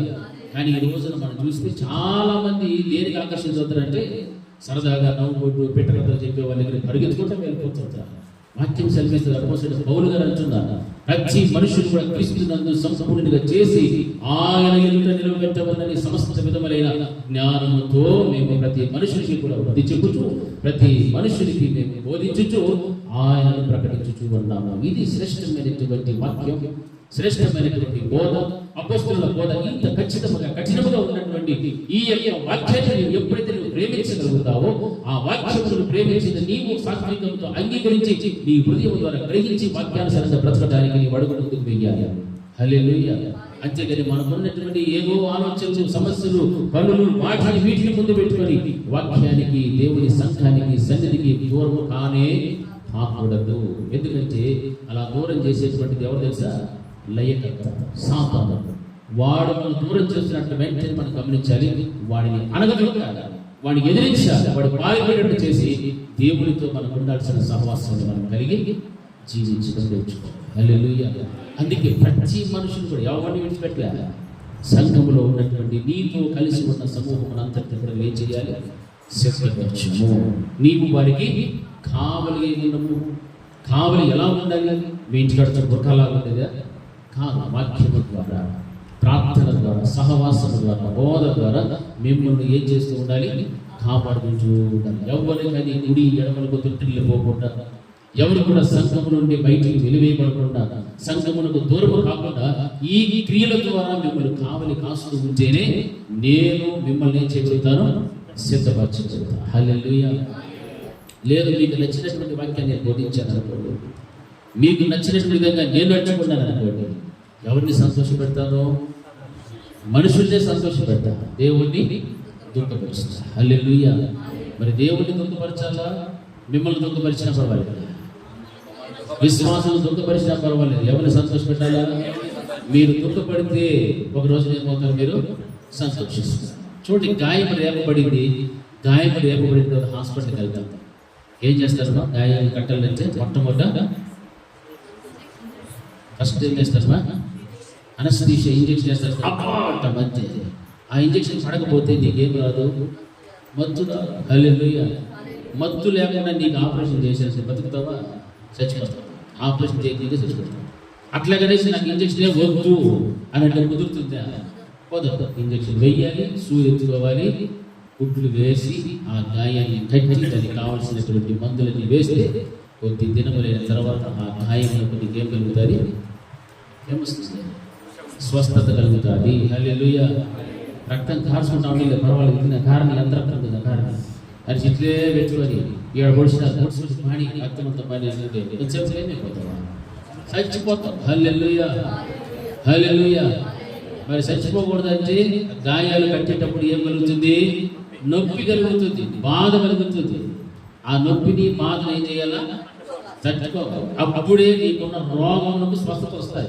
అలాగే ఆధ్యాత్మిక జీవితంలో కూడా నీవు తప్పిపోయినప్పుడు, బలహీనుడు అయిపోయినప్పుడు, ఆ యొక్క భక్తిహీనతలో ఉన్నప్పుడు నీకు దేవుని యొక్క వాక్యం ఏది అవసరం తెలుసా? అపోస్తలుల యొక్క బోధ. హల్లెలూయా. అపోస్తలుల బోధ కఠినమైన ప్రతి మనుషునికి బుద్ధి చెప్పుచు ప్రతి మనుషునికి కూడా బోధన చేస్తూ ఆయనను నేను ప్రకటించాను. ఎందుకంటే నీకున్న స్థితిలో నుంచి నువ్వు బయటికి రావాలి. ఆయన గురించి తెలుసుకుంటేనే నిన్ను స్వస్థపరచు యెహోవా ఆయనే, నిన్ను బాగు చేయవాడు కూడా ఆయనే, నిన్ను పరలోక రాజ్యానికి తీసుకువెళ్ళేది కూడా ఆయనే. కారణం ఏంటంటే ఆయనే నీ కొరకు ఏం పెట్టాడు? ప్రాణం పెట్టాడు. ఆయన సొత్తును అంత ఆశామాషిగా దేవుడు విడిచిపెట్టేవాడు కానే కాదు. ఇది జాగ్రత్తగా గమనించారు. మనం ఏదైనా న్యూస్ పేపర్ తీసుకుంటాం, 5 రూపాయలు 3 రూపాయలు ట్రైన్లో బస్సులో ఎవడన్నా పక్కన అడిగితే వాడికి ఇస్తామా? ఇస్తామా? పొరపాటు ఇచ్చాము అనుకోండి, మన స్టేజ్ రాకముందుగానే మన చేతిలో వచ్చి పేపర్ పెట్టుకుంటాం. ఎందుకు? 5 రూపాయలు ఇచ్చి కొట్టిన పేపర్ అది, న్యూస్ పేపర్. మరుసటి రోజుకి ఏమైనా ఉపయోగపడుతుంది ఆడ పడేస్తారు. అటువంటి న్యూస్ పేపర్ మీదే మనకు అంత అధికారం అంటే ప్రాణం పెట్టి విలువ పెట్టి కొనబడినటువంటి ప్రతి మనుషుల మీద కూడా దేవునికి అంత అధికారం ఉండాలా? ఉందే లేదా? మీరేం నోరు తిరగడం అర్థం కాలేదు నీకు. ప్రాణం పెట్టినటువంటి దేవుడు మనం కొన్నాడు. అటువంటి కొన్నటువంటి మనం ఆయన సొత్తు మీద ఆయనకి ఎంత అధికారం ఉంది? సమస్త అధికారం ఆయనకి. హల్లెలూయా. మన యొక్క దేహం మీద మనకు అధికారమే. మన ఎవరి సొత్తు? ఆయన సొత్తు. అందుకే ప్రతి మనిషిని కూడా ఏం చెప్తున్నాడు ఆయన? బుద్ధి చెప్తున్నాడు. ఎందుకు? ఇది నా సొత్తు. ఆ సొత్తుకి ఏం కావాలా? బుద్ధి లేదు, దానికి బుద్ధి చెప్పాలి. దానికి బోధ లేదు, బోధించాలి. దానికి నా గురించి తెలియదు కాబట్టి ఆయన ఏమో ప్రకటించుకున్నాము. అప్పుడు అది ఎక్కడికి వస్తుంది? ఆయన దగ్గరికి వెళ్ళాలి. ఆయన సొత్తు ఆయన దగ్గరికి వెళ్ళాలి. కానీ లైకర్త లేకపోతే సాధన చేతులకు అప్పగించడానికి దేవుడు కూర్చునేవాడు కాదు. హల్లెలూయా, హల్లెలూయా. ప్రియమైనటువంటి దేవుని బిడ్డలారా, మందిరంలోకి వస్తున్నాము. మందిరంలోకి వచ్చిన మనము గమనించాలి, నేను ఎవరి సొత్తు తెలుసా? ఆయన సొత్తుని. మందిరంలో ఉన్నంతసేపే కాదు, మందిరం విడిచిపెట్టి వెళ్ళిపోయి వారం తర్వాత వరకు కూడా మరలా మందిరంలోకి వచ్చినప్పుడు కూడా ఎలా ఉండాలా? ఈ రోజు నువ్వు ఎంత సాత్వికంతో, పరిశుద్ధంగా, నీతిగా, యథార్థంగా ఉన్నట్టుగా ఉన్నావో అలాగే వారమంతా కూడా, నెలంతా, సంవత్సరం అంతా, నీ జీవితకాలం అంతా ఉండాలి. మధ్యలో పడతా లేస్తా డొంకిలు కొడతా మందిరానికి విడిచిపెట్టేసి 1 నెలకు, 2 నెలలకు, 6 నెలలకు అట్లా అప్పుడప్పుడు కనిపిస్తూ ఉంటాం. ఎక్కడ పడినావు తెలుసా? చెప్పు, దొంగల చేతిలో పడ్డావు. హల్లెలూయా. వస్త్రము దొంగలించబడ్డది. నీ శరీరం అంతా కూడా గాయాలైపోయాయి. నిన్ను చూడటానికి, నిన్ను పరామర్శించడానికి లేవీయుడు వచ్చి వెళ్ళిపోయాడు. యాజకుడు వచ్చాడు, చూసుకొని వెళ్ళిపోయాడు. సమరయుడే రావాలి నీ కొరకు. హల్లెలూయా. ఆ సమరయుడి కోసమే నువ్వు ఎదురు చూడాలి తప్ప నిన్ను ఎవడు కానీ నీ ఉన్న పరప్రాణాలతో నిన్ను బయటికి లాగేవాడు ఎవడు కూడా లే. హల్లెలూయా. ఇది గమనించాలి. అందుకే పరప్రాణాలు తీసుకునేటువంటి స్థాయిలోకి వెళ్ళకూడదు. ప్రాణం బాగున్నప్పుడే, ఆరోగ్యం ఉన్నప్పుడే, అవకాశం ఉన్నప్పుడే మనం ఎక్కడుండాలా? దేవుని యొక్క సన్నిధిలో ఉండాలి. హల్లెలూయా. చూడండి, ఎఫెసీయులకు రాసినటువంటి పత్రికలో 5వ అధ్యాయము 27వ వచనాన్ని ఒకసారి చదవాలి. అపోస్తలుడైన పౌలు గారు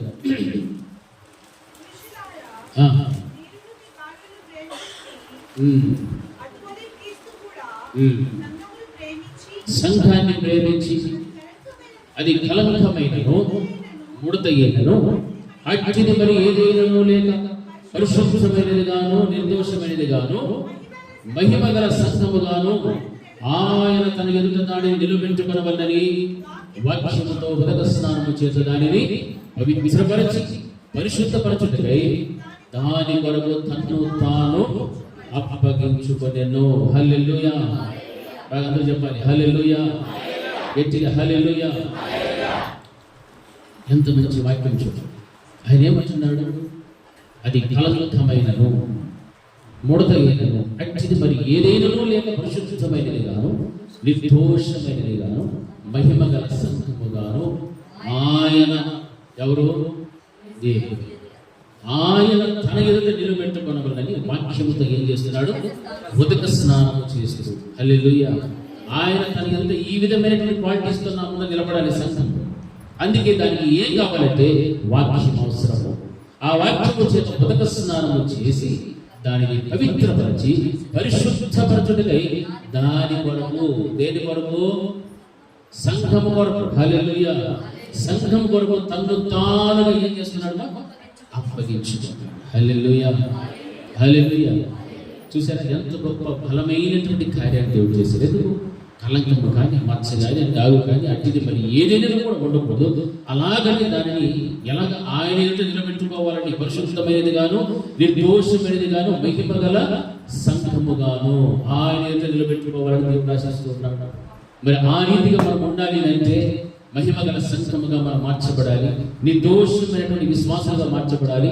అంతేకాదు కానీ ముడతైనను, మచ్చైనను, కలంకమైనను మరి అట్టిది ఏమైనా కూడా లేకుండా పరిశుద్ధమైన సంఘముగా ఆయన ఎదుట నిలబెట్టుకోవాలని దేవుడే మన మనకు ఏం పెట్టేశాడంటే ప్రాణం పెట్టి తన్ను తను అప్పగించుకున్నాడు. ఈ అర్పణ కంటే ఏదైనా మనకు అవసరమా? దీనికి మించింది ఏమైనా ఉందా? లేదు. అంత గొప్ప కార్యాన్ని చేసి నిన్ను ఎక్కడ తీసుకొచ్చి పెట్టాడు? పూటపుల్లవాని ఇంటిలో చేర్చాడు. హల్లెలూయా, హల్లెలూయా.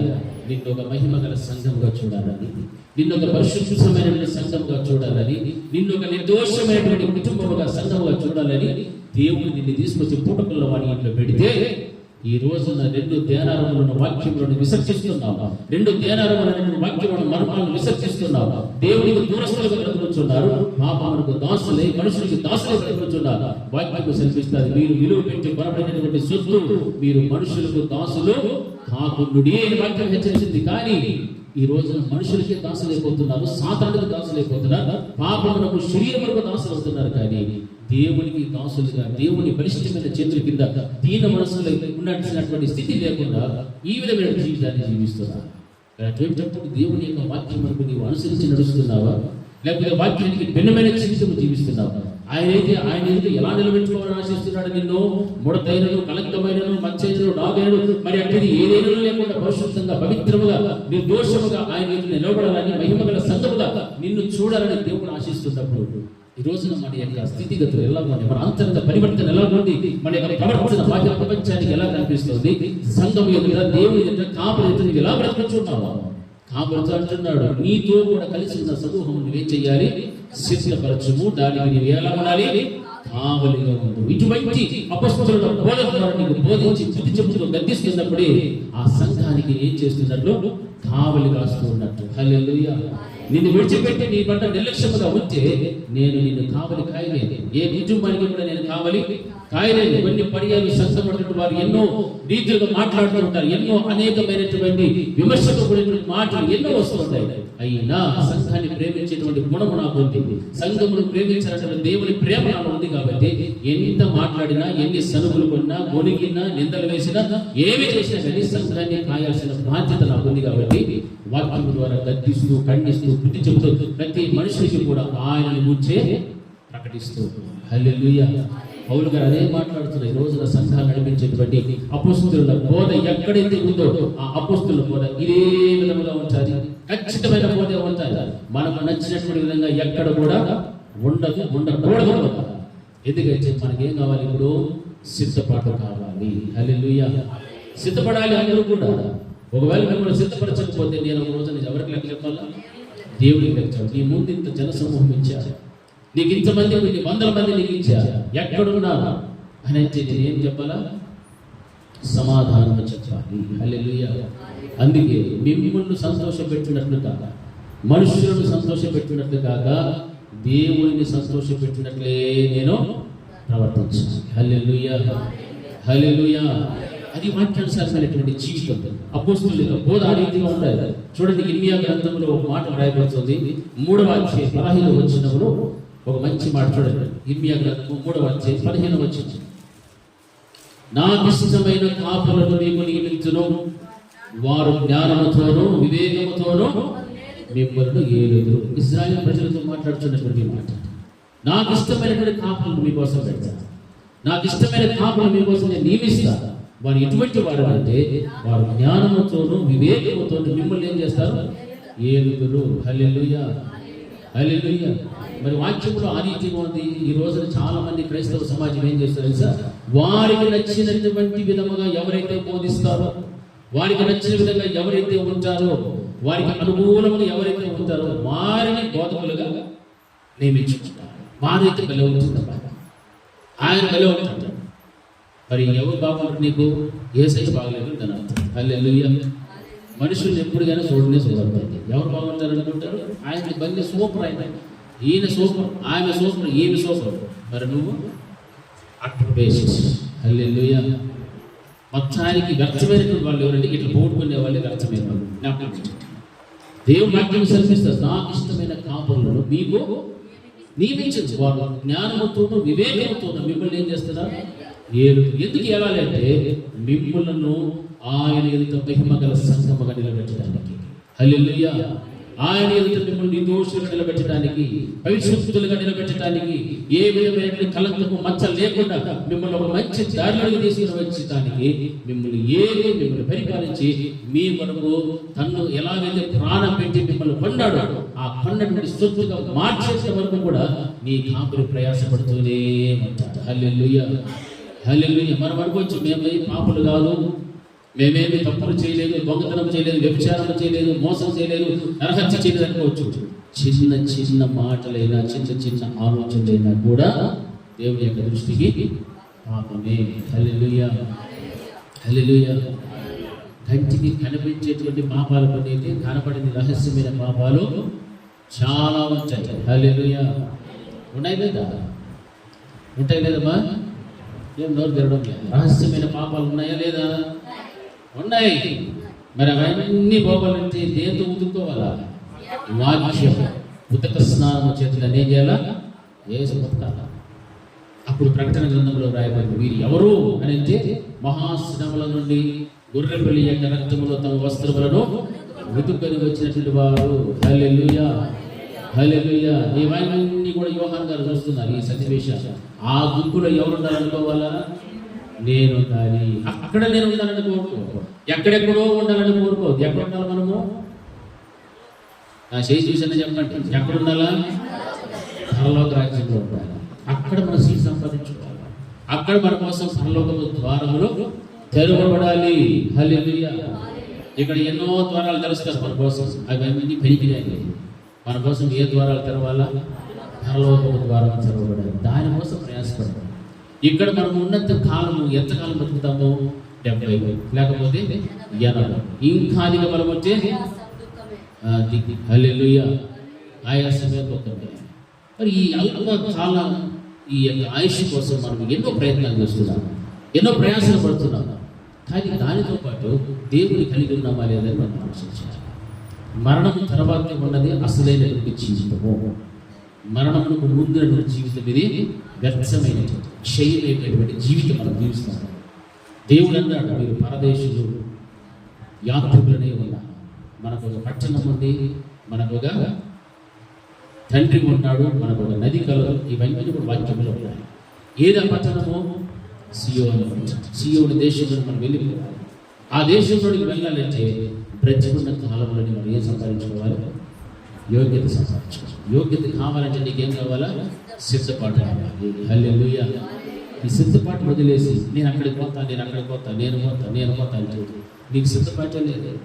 సిద్ధపాటు లేనటువంటి నీవు అక్కడికి పోయడానికి అవకాశమే లేదు. హల్లెలూయా. గమనించు, సిద్ధపాటు లేకుండా నీ ప్రయాణం ఎక్కడికి సాగదు. ఒకవేళ సాగినా ఏదో ఒకటి మర్చిపోయింటావు, ఏదో ఒకటి తప్పు చేసి ఉంటావు, ఏదో ఒకటి మళ్ళా వెనక్కి రావాల్సిందే. మళ్ళా వెనక్కి వచ్చి వాటిని సర్దుకొని సరి చేసుకొని దేవుడికి ఏమీ పెట్టింటా అది. హల్లెలూయా. సంఘమే కనపడుతుంది.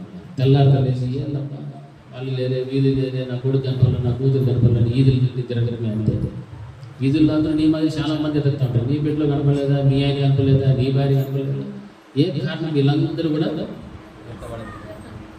హల్లెలూయా, హల్లెలూయా.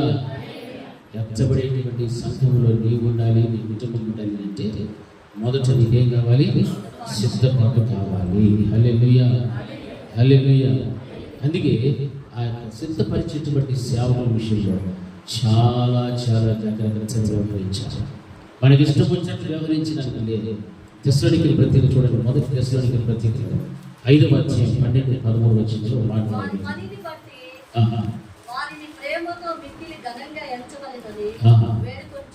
వేడుకొంచున్నాను.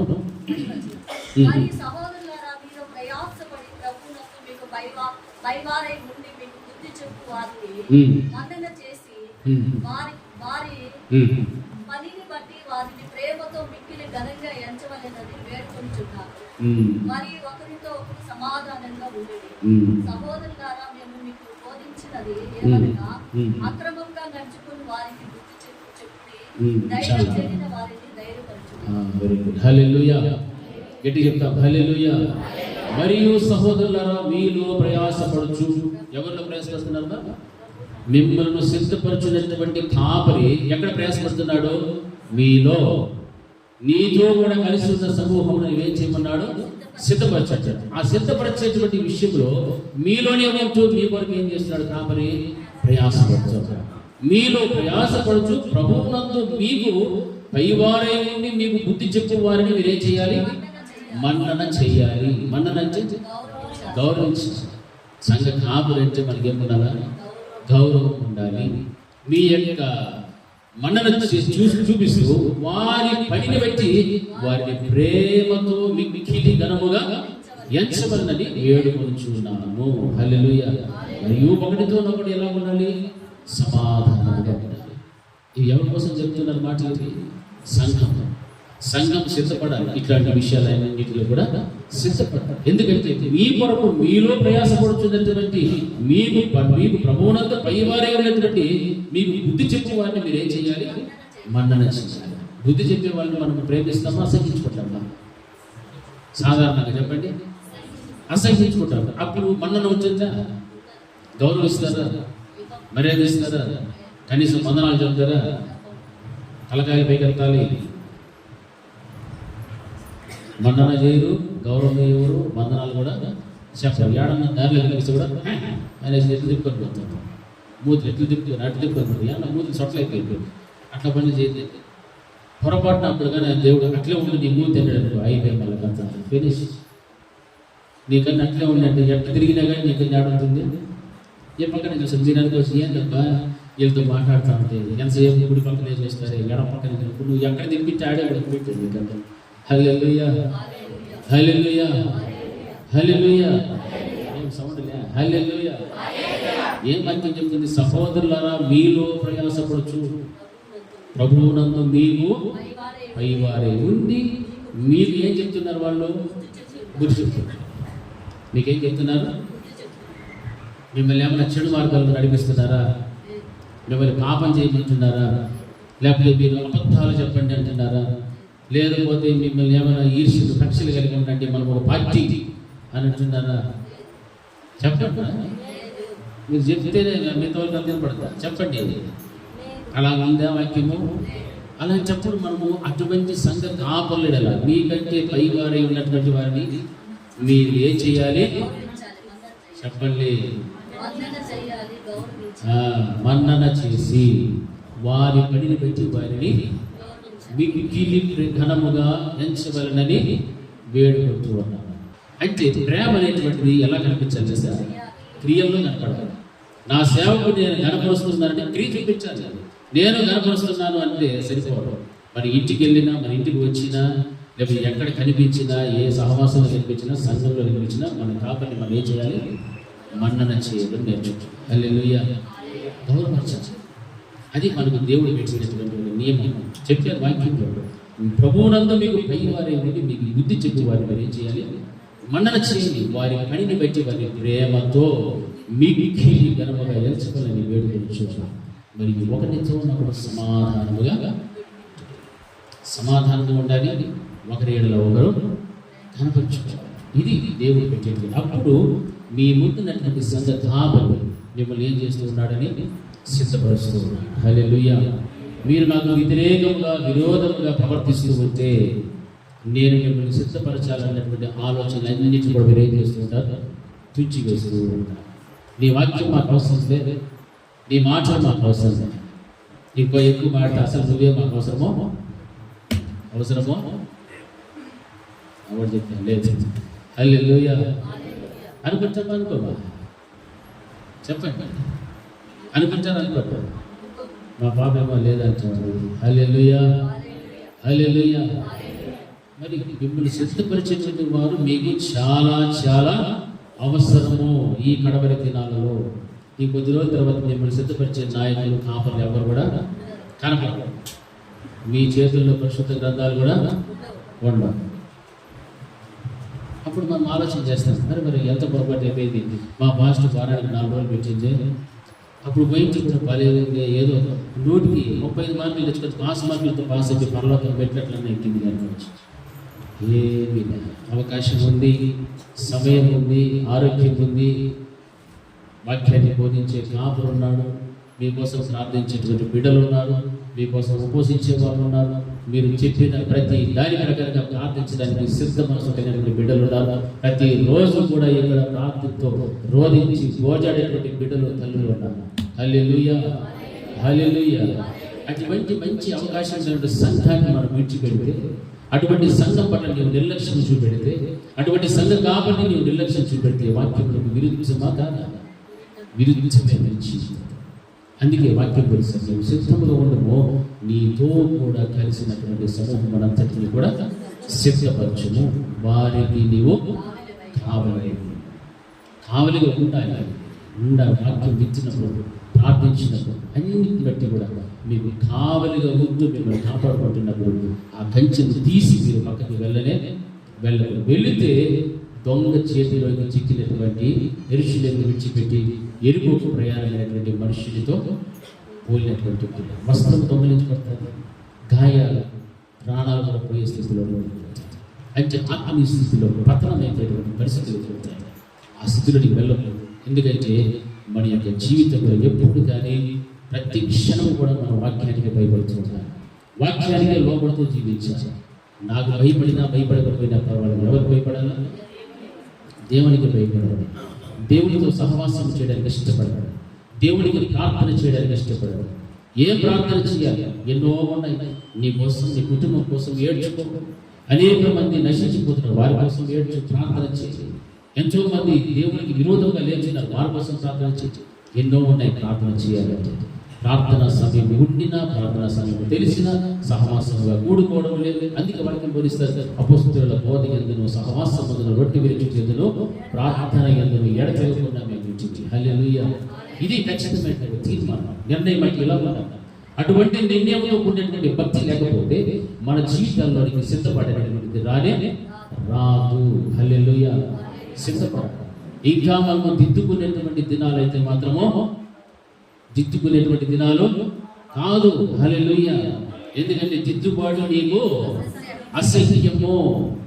ఇంకా అసహ్యించుకుంటూ ఉంటేవో దేవుని వాక్యం ద్వారా దిద్దుకో అని చెప్పినప్పుడు అసహ్యించుకుంటూ అనుకోండి, ఆ దినాలు పోయాలి. దిద్దుబాటు దినాలు కాదు కానీ ఏ దినాలు ఇవి? సిద్ధపాటు దినాలు. ఇంకా దిద్దుకోవాల్సిన చాలా ఉన్నాయి. బాప్తిసం తీసుకోండి అంటే ఇంకా కొంతకాలం, వచ్చే నెల, వచ్చే సంవత్సరం, వచ్చే జనవరి ఫస్ట్. ఏం జనవరి ఫస్ట్ తీసుకోకపోతే డిసెంబర్లో తీసుకోకూడదా? మార్చిలో తీసుకోకూడదా? మార్చిలోనే వచ్చాడు, ఈ రాత్రి వచ్చాడు అనుకోండి దేవుడు. అప్పుడు జనవరి వరకు బాప్తిసం ఇచ్చిన ఆయన ఎవరు ఉంటాడు? కాకులు లేవు, తొట్టి లేవు, తొట్టిలో నీళ్లు లేవు, సంగమేమో. హల్లెలూయా. అపోస్తలుల బోధ, వీటిలన్నింటిలో కూడా మనం ఉండాలి. ఎందుకంటే దానికి పైన ఉన్నాయి. మారు మనసుకు తగిన బాప్తిస్మము, పశ్చాత్తాపము, ఆత్మ పొందుకోవడము. ఆ తర్వాత ఈ కార్యక్రమం వస్తుంది. మరి ఈ లోటుకు రావాలంటే మొదట నీకేముండాలా? మనసు మారాలి. మారు మనసు కలిగి దానికి తగిన బాప్తిసం తీసుకొని అప్పుడు నీ పరిశుద్ధ ఆత్మను పొందుకొని అపోస్తలుల బోధ, సహవాసం, రొట్టె, ప్రార్థనలు, ఎడతెగని జీవితంలో నీవు వస్తావు. అది సిద్ధపడు. ఇప్పుడు నేను రెడీ. అన్నింటిలో కూడా ఎలా ఉన్నానో ఎడతెగని జీవితం నాకున్నది. హల్లెలూయా. బోధలో మిస్ అవ్వడం లేదు, సహవాసంలో మిస్ అవ్వడం లేదు, రొట్టె విరవడంలో మిస్ అవ్వడం లేదు, ప్రార్థనలో మిస్ అవ్వడం లేదు. అన్నింటిలో కూడా నేను ఎలా ఉన్నానో ఎడతెగని జీవితం నాకున్నది అని ధైర్యంగా దేవుని మహిమగల సంఘముగా, నిర్దోషమైనటువంటి సంఘముగా మనము నిలబడాలి. హల్లెలూయా. ఇది దేవుడు మన నుంచి కోరేటువంటి. కాబట్టి ఆ విధంగా నీవు జీవించగలిగినట్లయితే తప్పనిసరిగా నీకంటూ ఒక సిద్ధపాటు, నీకంటూ ఉన్నటువంటి సిద్ధపరిచేటువంటి నాయకుడు ఉన్నప్పుడే నీవు నీ కుటుంబం ఏమైపోవాలా? సిద్ధపడుకోవాలి. హల్లెలూయా. ఇంకా మనము తప్పటడుగులు వేసుకుంటూ అటు ఇటు కనుక ఉన్నామనుకోండి, ఒక్కసారి ఒక దినం అనేటువంటి వస్తుంది. ఆ ప్రభు రాకడలో ఎత్తపడలేకపోతే అప్పుడు దానివల్ల కలిగేటువంటి నష్టము, ఆవేదన, బాధ ఎవరు కూడా తీర్చచ్చు. అంత ఘోరమైన స్థితిలోనికి మునిపే మనం ఏం చేసుకోవాలి? సిద్ధపరచుకోవాలి. హల్లెలూయా. ఆ కృప దేవుడు మనందరికీ అనుగ్రహించిన ప్రార్థన చేసుకున్నాం. బహుమతుల ప్రభావి అమూల్యమైనటువంటి మాటలతో నన్ను, మమ్మల్ని అందరినీ కూడా ప్రభావం హెచ్చరించారు. మాతో మీరు మాట్లాడినందుకు మీకు స్తోత్రాలు ప్రభావం. సంఘ నాయకులు ప్రభావ సిద్ధపడాలన్నటువంటి విషయం, సిద్ధపాటు ఎంత అవసరమో, ఎంత ముఖ్యమైనటువంటి జీవితానికి ప్రయోజనకరమైన మీరు మాకు నేర్పించారు. విన్నటువంటి ప్రతి మాట కూడా ప్రతి హృదయ అంతరంగంగా నాటబడినటువంటి వాక్యానుసారంగా జీవించడానికి సహాయం చేసి కృపణాలు కలిగించారు. ఈ గొప్పతో మమ్మల్ని జ్ఞాపకం తెచ్చుకోండి, మమ్మల్ని జ్ఞాపకం తెచ్చుకోండి ప్రభావ. వాక్యానుసారంగా ప్రభావ ప్రతి కుటుంబం, ప్రతి బిడ్డ కూడా సిద్ధపాటు కలిగిన జీవితాన్ని జీవించడానికి మీరు సహాయం చేసి నడిపించారు. యేసు నామములో ప్రార్థించి వేడుకుంటున్నాను తండ్రి. నా ప్రాణమా యెహోవాను సంధించు, నా అంతరంగమునందున్న సమస్తమైన పరిశుద్ధ నామమును సంధించు. నా ప్రాణమా యెహోవాను సంధించు, ఆయన చేసిన ఉపకారములలో దేనిని మరవకు. మన తండ్రి అయిన దేవుని ప్రేమ, కుమారుడైన యేసుక్రీస్తు యొక్క కృప, పరిశుద్ధాత్మని యొక్క అన్యోన్య సహవాసం ఇప్పుడు ఎల్లప్పుడూ నిత్యం నిరంతరం సదాకాలం ఆయన కృపా సమాధానం మనకు మన కుటుంబం తోడే నడిపించుచున్నాడు.